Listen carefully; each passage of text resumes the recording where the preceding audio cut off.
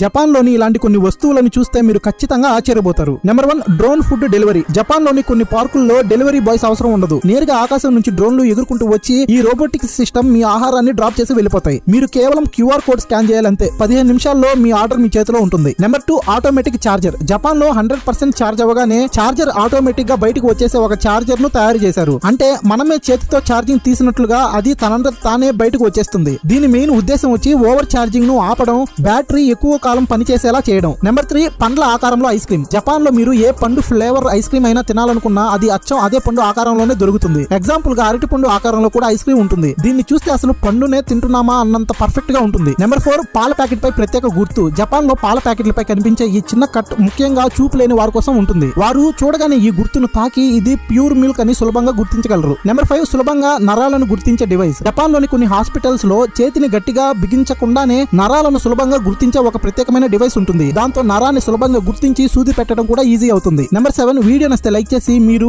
వీడియోను ఏ ఊరు నుంచి చూస్తున్నారో కామెంట్ చేయండి.